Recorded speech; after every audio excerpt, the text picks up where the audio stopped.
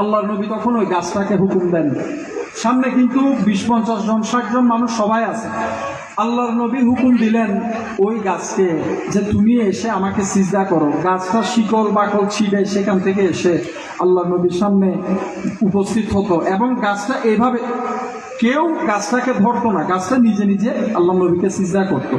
তো আল্লাহ নবী বলেন যে তুমি যেটা দেখতে চেয়েছো সেটা কি দেখেছো? তো মানুষরা বললো হ্যাঁ আমি দেখেছি।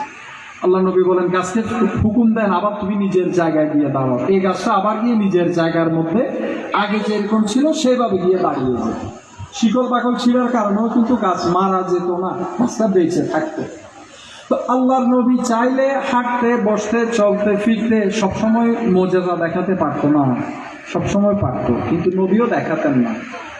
আল্লাহওয়ালারা কখনো নিজেকে প্রকাশ করা এটা ওনারা পছন্দ করেন না। এই যে আমাদের পরিপন্থী যেটা এটা বুঝাচ্ছি, এখন বর্তমান ফকিরদের যে অবস্থা এটা আল্লাহ নবীর সাথে মিলতেছে না, ওলিদের সাথে মিলতেছে না। এমনও আল্লাহর ওলি আছে যে বেলায়ত নিয়ে বসে আছেন, বেলায়ত নিয়ে বসে আছেন। নবুয়তের পর যদি কোনো ক্ষমতা দুনিয়ার জমিনের মধ্যে চলে থাকে সেটা হচ্ছে বেলায়ত। বেলায়তের উপরে নবুয়তের নিচে আর কোনো ক্ষমতা নাই। আল্লাহ বেলায়ত দিয়েছেন কিন্তু খুব সাদামাটা ভাবে 10 জনের সাথে একসাথে মিলে মিশে চলে গিয়েছেন, কেউ বুঝারও কোনো সুযোগ পায় নাই। এমন বলিও আছে না দুনিয়াতে? আছে। ওনারা নিজেকে ধরে রেখেছেন না? ধরে রেখেছেন। কিন্তু আমরা সবসময় আমাদের মধ্যে যা আছে বা নাই আমরা সেটা প্রকাশ করার জন্য ইচ্ছুক। এই জিনিসটা কখনো করার চেষ্টা করবেন না আপনি যদি গোপনীয়তা রক্ষা করতে না পারেন। এই যেমন গোয়েন্দা বাহিনী যেগুলা থাকে বিভিন্ন দেশে, তথ্য যারা তথ্য সংগ্রহ করে তাদের কাছে দামি দামি তথ্য থাকে না? থাকে। কিন্তু তারা যদি হাঁটতে বসতে মানুষকে যদি কথাগুলো বলে ফেলে তাদেরকে কি গোয়েন্দার দায়িত্ব দেওয়া হবে? দেওয়া হবে না।